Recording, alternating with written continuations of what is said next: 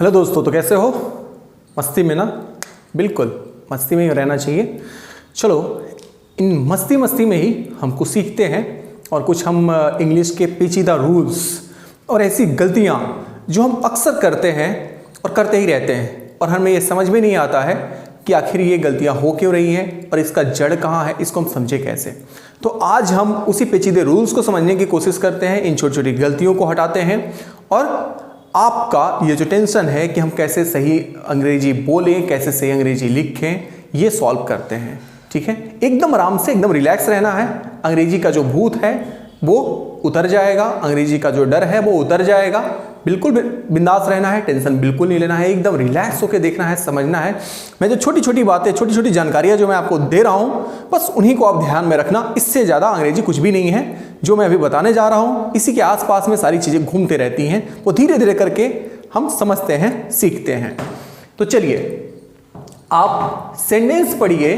पहला वाला, our friend are very interesting. Our friend are very interesting, हमारा दोस्त बहुत मज़ेदार है। आपने ट्रांसलेट कर लिया, बिल्कुल सही लग रहा है। जिसको भी बच्चे सही लग रहा है, इसका मतलब यह है कि आप इंग्लिश के उन पेचीदे रूल्स में फंसे हुए हो। आप ऐसे, मैं आपको बताता हूँ। इस सेंटेंस को सही करने से पहले हम ये समझते हैं एडजेक्टिव क्या होते हैं, नाउन क्या होते हैं, प्रोनाउन क्या होते हैं। अब आप सोच रहे होंगे कि सर पूरी की पूरी ग्रामर आप पढ़ा दोगे। बच्चे, ऐसा बिल्कुल भी नहीं है, पूरी ग्रामर नहीं पढ़ाऊंगा, बस छोटा सा इंट्रोडक्शन दूंगा। नाउन क्या होता है? नाम। दुनिया में किसी भी चीज का जो नाम होता है वही नाउन होता है। दुनिया में किसी भी चीज का जो नाम होता है वो क्या होता है? नाउन। नाम किसी भी चीज का, चाहे वो नाम किसी इंसान का हो, जानवर का हो, पेड़ पौधे का हो, जगह का हो, पशु पक्षियों का हो, किसी का भी नाम हो, ग्रुप का नाम हो, रिश्ते का नाम हो, सूरज चांद, किसी का भी जो भी है, सबका जो नाम है वो क्या है? नाउन है। नाउन के बदले में जो यूज होता है वो है प्रोनाउन। नाउन के बदले में जो यूज होता है वो क्या होता है? प्रोनाउन। अपने बेसिक वाले चैप्टर में बेसिक स्ट्रक्चर जब मैंने पढ़ाया है इज़-एम-आर का, तो वहां पर मैंने इसको डिटेल में समझाया है कि नाउन के बदले में जो यूज होता है उसे हम क्या कहते हैं? प्रोनाउन। बस इतनी सी बात आप ध्यान में रखना। नाउन के बदले में जो यूज होता है उसे क्या कहते हैं? प्रोनाउन। बिल्कुल सही। नाउन और प्रोनाउन की जो विशेषता बताया उसे हम क्या कहते हैं? एडजेक्टिव। नाउन और प्रोनाउन की जो विशेषता बताया उसे हम कहते हैं एडजेक्टिव। और एडजेक्टिव कभी भी सिंगुलर या प्लूरल नहीं होते हैं। एडजेक्टिव क्या होते हैं? न्यूट्रल होते हैं। उन्हें कोई मतलब नहीं है कि मुझे किसकी विशेषता बतानी है। एक लड़के की विशेषता, एक लड़का का विशेषता बतानी है या एक से ज्यादा लड़कों की विशेषता बतानी है। ठीक है, एक लड़का है तो भी गुड, एक लड़का है तो भी गुड बॉय। अगर एक से ज्यादा बच्चे हैं, ज्यादा लड़के हैं, तो भी हम क्या कहेंगे? Good boys. बात आई समझ में? Good boy and good boys. तो ये क्या है? एडजेक्टिव है। इनको इससे कोई मतलब नहीं है कि जो नाउन सिंगुलर है, प्लूरल है, क्या नहीं है। और जब इसका जब रिलेशन नाउन से नहीं है, मतलब सिंगुलर और प्लूरल में ये डिस्टर्ब जब नहीं कर रहा है, तो इसका असर वर्ब पर भी नहीं पड़ेगा। वर्ब का रिलेशन किससे होता है? नाउन से होता है। आपको बेसिक वाले स्ट्रक्चर में वहां पर अच्छे से समझाया गया है। इसका जो रिलेशन है वो किसके साथ है? वर्ब के साथ है। अगर ये सिंगुलर है तो इज, अगर ये प्लूरल है तो आर। नाउन अगर सिंगुलर है तो इज, अगर नाउन प्लूरल है तो आर। ठीक है, ये हम इज़-एम-आर की बात कर रहे हैं केवल तब।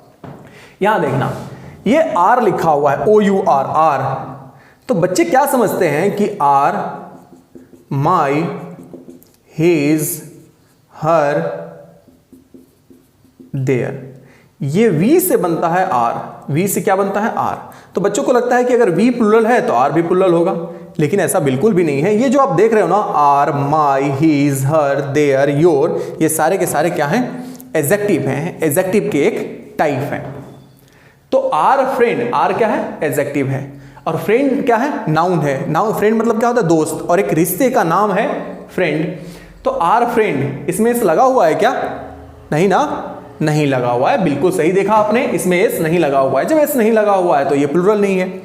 और जब प्लूरल नहीं है तो वर्ब कैसा होना चाहिए? Singular. Singular subject singular verb, plural subject plural verb. तो जब ये सिंगुलर है तो ये भी क्या होगा, सिंगुलर। सिंगुलर मतलब is. Our friend is very interesting, हमारा दोस्त बहुत मजेदार है। एक दोस्त है, हम ढेर सारे लोगों का एक दोस्त है। हो सकता है कि नहीं हो सकता है? हो सकता है, बिल्कुल हो सकता है। चलिए नेक्स्ट सेंटेंस पढ़िए। His brothers is not very brave, उसका भाई बहुत बहादुर नहीं है। क्या ऐसे कहेंगे? देखो ध्यान से देखो, हिज क्या है, एडजेक्टिव। ब्रदर क्या है, एक रिश्ता का नाम है। तो ब्रदर क्या है, नाउन है। इसमें एस लगा हुआ है ना, बिल्कुल सही लगा हुआ है।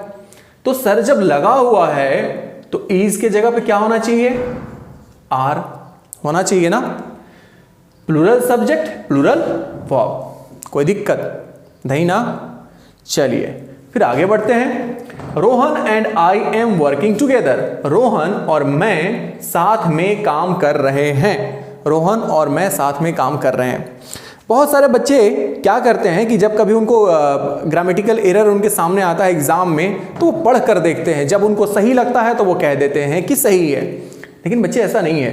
आप अगर पढ़ने पर जाओगे तो आपके बहुत सारे सेंटेंस गलत हो जाएंगे, और मैं ये कह सकता हूं कि लगभग सारे ही गलत हो जाएंगे, क्योंकि एग्जामिनर बेवकूफ़ नहीं है। वो जानबूझकर ऐसे सेंटेंस आपके सामने रखेगा जो आपको पढ़कर सही लगता है।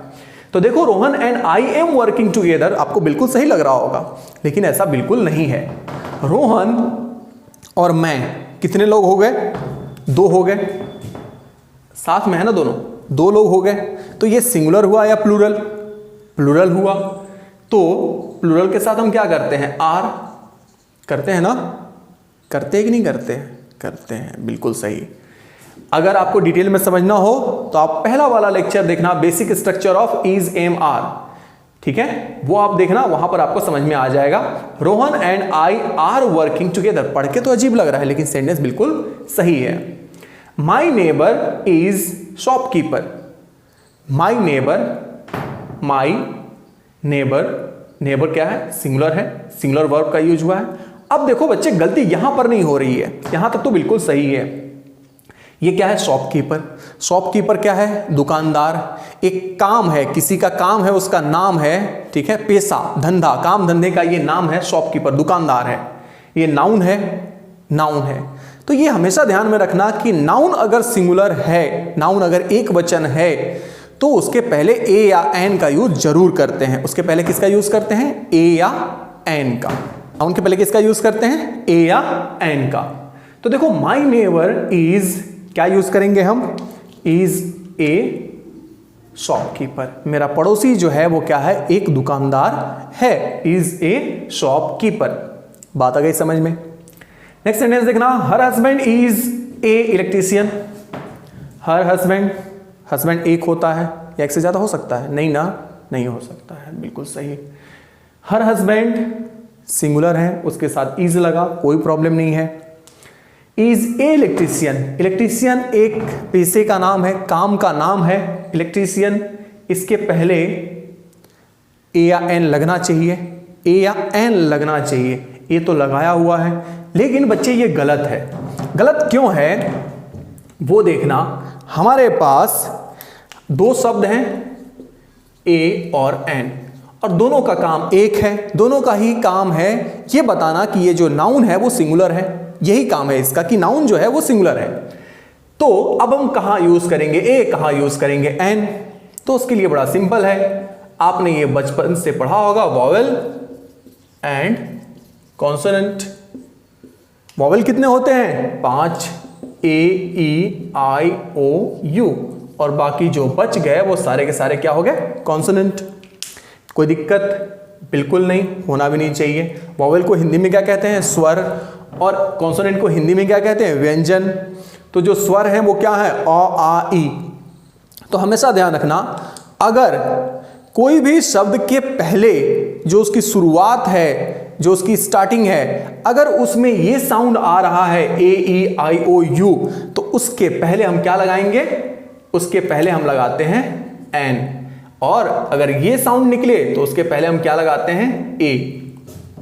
N, A, I, O, you के पहले, और कॉन्सोनेंट के पहले ए का यूज करते हैं।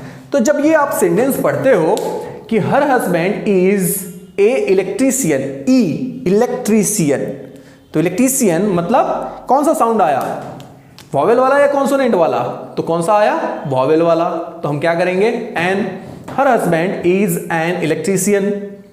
Next sentence, their cousins are football player. Their cousins, ढेर सारे हो गए, चचेरे भाई बहन। कजन का मतलब क्या होता है, चचेरा भाई बहन। Their cousins are football player. देखो बच्चे यहां तक तो बिल्कुल सही है, प्लूरल है इसलिए आर लगा है। फुटबॉल एक खेल का नाम है, प्लेयर एक पेशा है।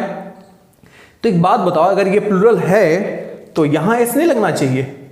अगर आपको लगता है कि नहीं लगना चाहिए तो ये ध्यान में रख लो कि अगर इधर प्लूरल है तो यहां पर भी एस लगेगा, और जरूर लगेगा। आपने अगर एस छोड़ दिया तो आपका 1 नंबर गया एग्जाम में। ऐसी गलती कभी मत करना, ठीक है। We are lawyer, same sentence है उसी टाइप का।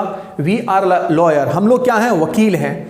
तो लॉयर, ढेर सारे लोगों की बात हो रही है, तो हम क्या लगाएंगे, एस लगाएंगे। We are lawyers. ओके, कोई दिक्कत नहीं ना। चलो नेक्स्ट सेंटेंस देखते हैं, चुन्नी क्या कर रही है। हाँ गुड, चुन्नी इज अ लेबोरियस। चुन्नी इज अ लेबोरियस। अच्छा, लेबोरियस का मतलब क्या होता है, बहुत अच्छे। लेबोरियस का मतलब क्या होता है, मेहनती। तो बच्चे लेबोरियस का मतलब होता है मेहनती।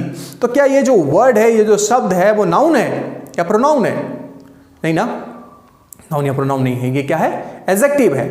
और जब ये एडजेक्टिव है, तो क्या ये सिंगुलर हो सकता है, क्या ये एक वचन हो सकता है, नहीं ना, बिल्कुल नहीं हो सकता है। क्योंकि अभी मैंने आपको बताया है यहां पर कि नाउन या प्रोनाउन सिंगुलर या प्लूरल होते हैं, लेकिन जब बात हो एडजेक्टिव की तो वो हमेशा क्या होता है, न्यूट्रल होता है। उसको कोई मतलब नहीं है सिंगुलर और प्लूरल से। तो चुन्नी इज लेबोरियस, कोई दिक्कत नहीं। कोई अगर पूछे तो बताना, क्योंकि लेबोरियस एडजेक्टिव है। चुन्नी इज लेबोरियस गर्ल। लेबोरियस के बाद क्या लग गया, गर्ल, और गर्ल क्या है, नाउन। तो अब तो भाई लगाना पड़ेगा, क्या हम लगाएंगे, ए। चुन्नी इज अ लेबोरियस गर्ल। और ध्यान रहे, ए का जो रिश्ता है वो गर्ल के साथ है, ए का रिश्ता लेबोरियस के साथ नहीं है, ठीक है। ये एक वचन किसको बना रहा है, गर्ल को। तो चुन्नी इज अ लेबोरियस गर्ल। चुन्नी क्या है, एक मेहनती लड़की है, एक मेहनती लड़की है। नेक्स्ट सेंटेंस देखते हैं, Chunnu and Munnu are laborious student. Chunnu और मुन्नू कितने हो गए, 2। तो क्या लगा, आर। प्लूरल के साथ क्या लगता है, आर। लेबोरियस स्टूडेंट, मेहनती छात्र। लेकिन बच्चे ध्यान रखना कि कितने हो गए, 2। तो जब 2 हो गए तो स्टूडेंट के साथ क्या हम ऐड करेंगे, स्टूडेंट्स। क्लियर है। तो बस ये छोटी चीजें हैं, और ये जो मैंने टॉपिक उठाया है ये इंग्लिश का बिल्कुल जो बेसिक है, बिल्कुल बेसिक, जहां पर हम पढ़ते हैं इज एम आर के यूज के बारे में, इज एम आर के बारे में पढ़ते हैं, वॉज वर्क के बारे में पढ़ते हैं, वहीं के ये एग्जाम्पल्स हैं। अब आप ये सोच लो कि ये बेसिक हैं, अगर हम यहां पर गलती करेंगे तो फिर कैसे होगा। अगर जिनको ये लगता है कि सर इसमें बहुत सारे रूल्स हैं, बहुत सारे कॉम्प्लिकेटेड रूल्स हैं, समझ में नहीं आते हैं, तो बच्चे ऐसा बिल्कुल भी नहीं है। आप अगर छोटी छोटी चीज़ों पर ध्यान रखोगे, एक बार आप अगर समझ जाओगे तो फिर आपको कभी दिक्कत नहीं होगी। ध्यान रखना, अगर आप इससे बाहर निकलना चाहते हैं, इस प्रॉब्लम को दूर करना चाहते हैं, तो आप जो हमारे वीडियोस हैं बेसिक वाले, उनको आप देखते रहें, और ऐसे ऐसे जो कॉमन एरर्स हैं वो मैं आपके लिए बनाता रहूँगा इस पर वीडियो। आप उन्हें देखते रहें और समझते रहें। और प्रैक्टिस के लिए आप, और समझने के लिए ज़्यादा डिटेल में, वो जो चैप्टर्स हैं जो टॉपिक वाइज बनाए गए हैं, जैसे इज एम आर का positive structure, is am are का नेगेटिव स्ट्रक्चर, वॉज वर्क के बारे में बाकी सब मिलेंगे आपको, तो वो आप देखते रहो। Okay, take care.